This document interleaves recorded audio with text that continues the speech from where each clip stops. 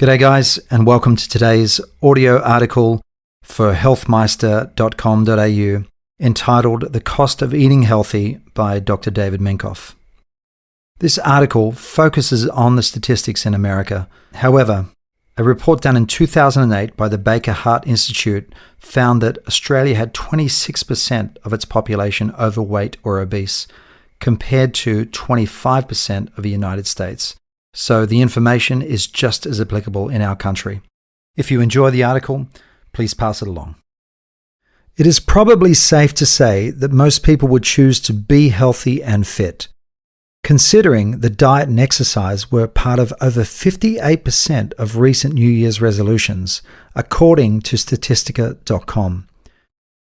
Sadly, the rising obesity rate tells us that these resolutions and most diets are failing. Today, we're going to talk about one of the biggest perceived reasons it is hard to be healthy, the cost of healthy food. And yes, I said perceived because the cost of food does not have to be a barrier. Almost anyone can turn a diet around without paying more for your food, and in fact, will end up saving money in the long run. The reasoning behind this is simple. 1. Many unhealthy foods stimulate hunger, which makes you think you need much more food than your body actually needs. 2. Unhealthy foods provide little nutritional value and reduce the much-needed energy and vitality that can lead to higher pay, not to mention enjoying life. And 3. Poor diets are one of the primary causes of type 2 diabetes, heart attacks, obesity, and many other conditions that can cost you tens of thousands in medical care and lost earnings. But the question remains for most people, how do you eat healthy without breaking the bank? The answer is to start slowly and apply basic nutritional science. The average American consumes 15,000 kilojoules per day, up from 12,000 in 1961. Compared to the recommended daily intake of 8,300 for women and 10,400 for men. Unsurprisingly, the correlating rates of heart disease and obesity have skyrocketed on a parallel track. And while there are likely many causes, a major one, which is highly relevant to our topic today, is the hormonal disturbance caused by sugar and empty carbs. Your metabolic appetite is primarily regulated through the hypothalamus, which is a complex set of hormones and neural pathways. To boil it down, however, we can look at two highly relevant hormones, ghrelin and leptin. Ghrelin, also known as the hunger hormone, is created by your stomach when it is empty or when your body's blood sugar is low, both of which are natural responses to ensure the body gets the nutrients it needs. When you enjoy a healthy, balanced diet, this hormone does its job well, and your body lets you know when you need food. However, when you add fructose and other high GI foods to the equation, meaning high glycemic index foods, you get an unbalance that leads to an ever-increasing appetite. Two of the most common ways that ghrelin can become unbalanced are 1. Fructose. In all its various forms, high fructose corn syrup for one, directly stimulates ghrelin production and increases serum ghrelin levels. And yes, high fructose corn syrup is everywhere. Think salad dressings, frozen foods, bread, sweetened yogurts, and of course, candy, bakery goods, and soft drinks. 2. The entirety of empty calorie and high GI foods trigger fluctuations in blood sugar, which can trick your body into producing extra ghrelin and making you think you are hungry, even when your body does not need food. Leptin, on the other hand, is produced by fat cells once they reach a certain fullness, and it tells your brain that you are full, naturally decreasing your appetite. Unfortunately, numerous studies have shown a vicious cycle in which people become desensitized to the effects of leptin and less able to experience the sensation of being full.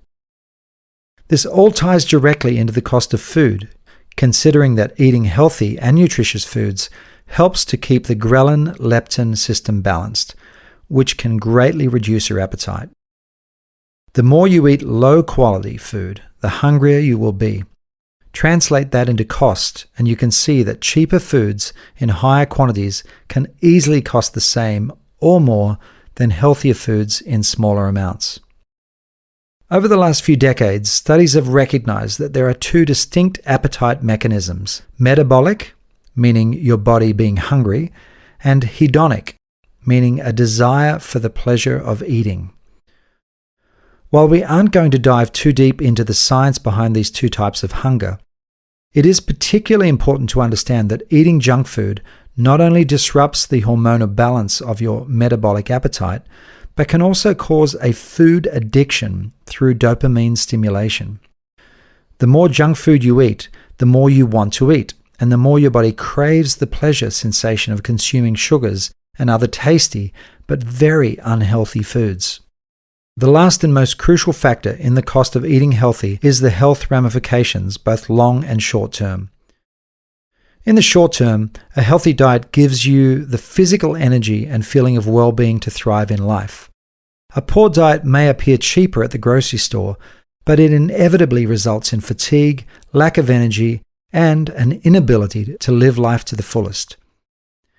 Extending that concept over years and decades of life, the healthcare costs and physical limitations associated with type 2 diabetes, heart attacks, and the thousands of other symptoms caused by long-term poor diet can be astronomical. One statement from the American Heart Association really puts this in perspective, and I quote, "The study analyzed the effects of 10 dietary factors, including consumption of fruits and vegetables, nuts and seeds, and processed meats. The study found the annual cost of cardiometabolic diseases caused by poor diet is about $300 per person, or $50 billion nationally. A poor diet accounted for 18% of all heart disease, stroke, and type 2 diabetes costs in the United States." So, in summary, a comprehensive study done on the actual cost of eating healthy indicated that it costs, on average, $1.50 per day per person more than eating junk. When you factor in the health risks, your health in general, and the ability to gradually wean yourself to a more reasonable quantity of food to restore a healthy hormonal balance, I would argue that it is significantly less expensive to eat healthy for the long term. Eating healthy doesn't have to be complicated. You can apply tips and tricks such as 1. Create a weekly meal plan of nutritious meals and snacks, and then shop for those items. 2. Go to local farmers markets and purchase foods that are in season and locally grown. You might be surprised how affordable it can be. 3.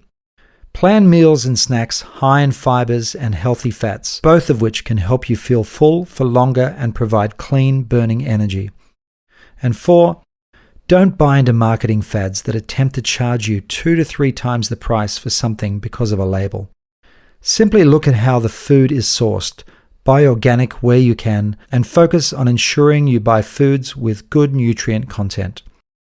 All in all, taking the plunge to switch to a healthier, more nutritious diet might have a small upfront investment, but believe me, neither you nor your bank account will regret it.